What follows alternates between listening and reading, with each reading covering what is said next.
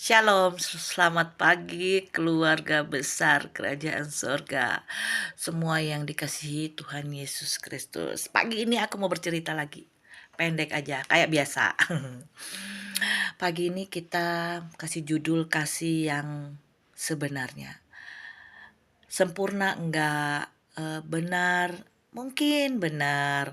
Karena sempurna dan yang benar adalah kasih Allah, kasih Tuhan Yesus kepada kita semua. Nah, suatu saat aku mendengarkan radio gitu ya. Radio zaman dulu itu suka banget ya orang ketika masih zaman-zamannya. Kalau aku sih memang kelahiran tahun segitu ya, radio dimana mungkin udah mewah ya pada saat itu ya. Tapi isinya itu baguslah. Ada dulu itu cerita tentang apa ya? Tutur tinular, waduh berseri-seri sampai nyetrika di depan radio, apa di depan radio gitu ya.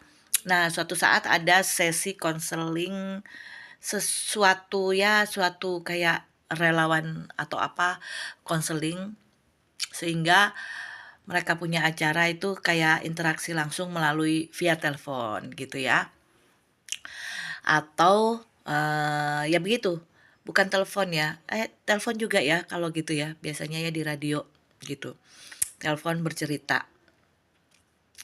Konseling suatu saat dia bercerita, ini salah seorang perempuan di ujung sana, di ujung telepon bercerita tentang sosok ayahnya. Dia memupuk kebencian dengan ayahnya ya, dimana dia itu dari kecil sampai dewasa selalu menuruti apa yang ayahnya bilang atau ayahnya perintahkan. Setiap tahun, setiap level kehidupannya dia itu selalu berhadapan dengan kekerasan ayahnya. Nggak sampai digimana-gimanain sih, tapi peraturan ditegakkan atau apa. Mungkin bagi anak-anak yang menjelang apa ya namanya ya, puber atau ada di mana saat-saat peraturan orang tua itu sangat-sangat hektik banget ya bagi mereka. Ada kalanya juga anak-anak bisa against, bisa melawan, atau ada anak-anak yang memang tetap menurut meskipun hatinya bagaimana. Nah, perempuan di ujung sana itu sama. Tapi puncaknya nih pada saat dia ulang tahun ke-17. Ayahnya tidak mengucapkan selamat ulang tahun sedikit pun, sekalipun. Apa kek gitu ya. Dia sangat sakit hati dengan ayahnya itu ya. Gila, gue udah nurutin. Apa-apa juga gue udah nurutin semuanya. Sedangkan ulang tahun aja gue gak diucapin. Gimana ya? Disitulah dia mulai membangkang. Dia tidak menuruti perintah ayahnya. Sedikit ya balelo dia mulai melawan ayahnya karena dia punya kebencian yang mendalam. Tidak satu hari pun dia lewatkan dengan tidak ribut dengan ayahnya. Berapa hari, mungkin agak lama ya, dari setelah hari ulang tahunnya ayahnya meninggal karena satu penyakit kanker gitu ya. Kalau mau dibilang sedih, mungkin sedih, tapi karena bencinya sampai dia tidak menangis gitu ya. Aku tidak menangis saat itu, katanya gitu ya. Nah, setelah ayahnya dikuburkan, bersih-bersihlah sama mamanya ya, sama ibunya. Bersih-bersih, dia menemukan satu bingkisan di mana di situ ada jam tangan dan buku yang dia idam-idamkan dari dulu. Lalu di situ ada secari ya kertas atau kayak sekarang ucapan selamat atau apa ya. Di situ tertulis begini ya. Saya bacakan karena panjang ini. Gitu. Saya tulis pada saat saya mendengarkan, saya tulis aja gitu ya. Gini, ayahnya berkata ya, ini penuh bawang merah nih. Bisa sedih gitu ya.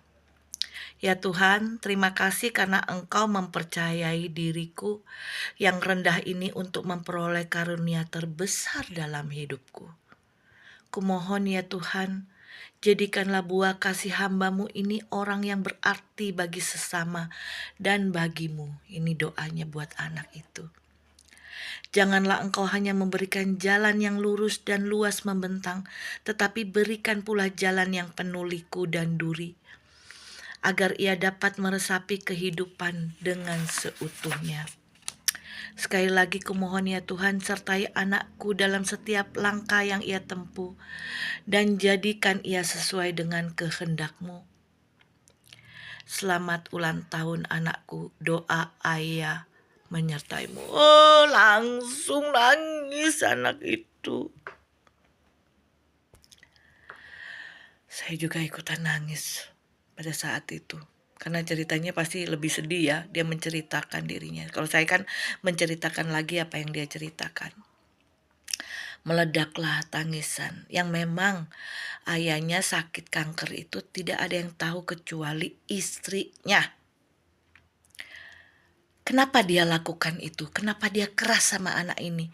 Kenapa dia seperti ini sampai dia ini satu.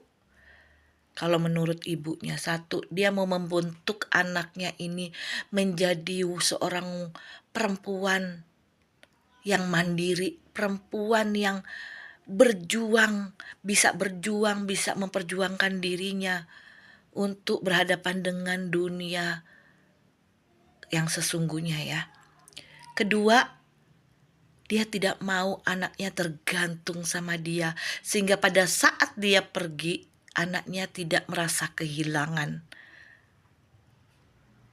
yang seperti apa gitu loh, sehingga bisa menggoncangkan jiwanya.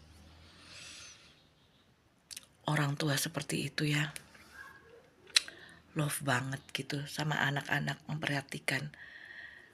Di sini kita bisa mengambil ya, ada satu ayat nih di Amsal 12 ayat 1. Siapa mencintai didikan, mencintai pengetahuan.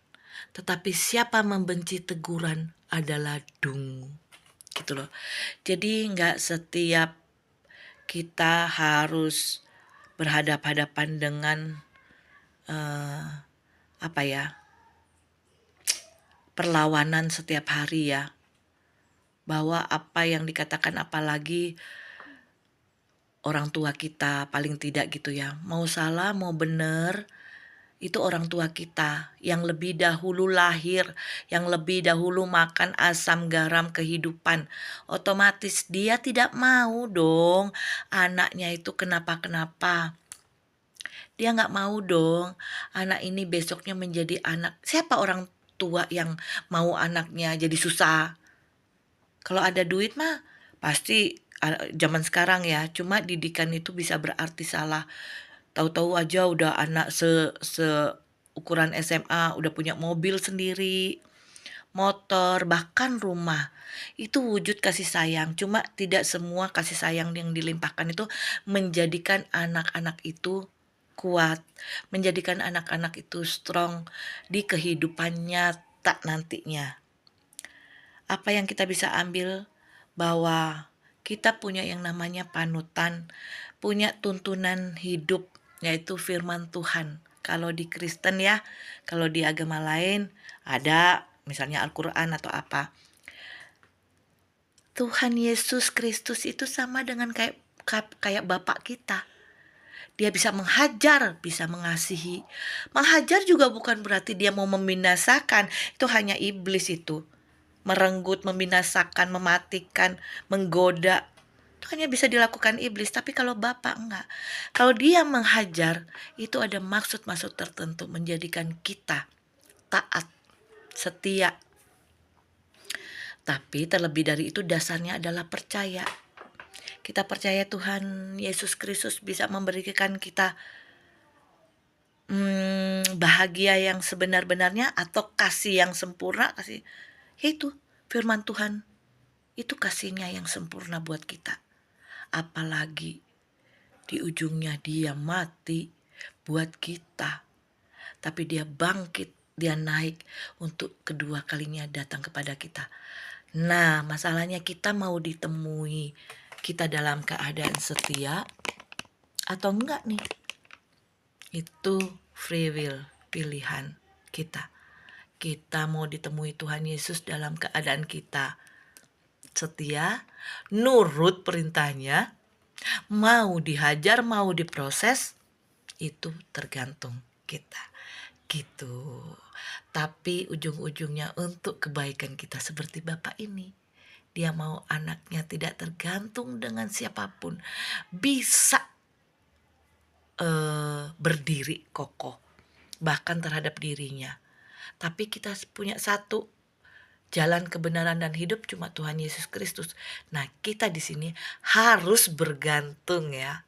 Bukan kepada manusia. Tadi kan contohnya kita terhadap manusia. Bapak itu nggak mau Bapak itu nggak mau anaknya bergantung yang sama yang namanya manusia. Gitu loh. Kalau sama Tuhan, pasti disarankan sama Bapak itu untuk bergantung. Gitu. Cuma hanya ceritanya tidak ditulis di sini. Gitu, teman-teman. Semoga ceritaku boleh memberkati kalian semua. Shalom.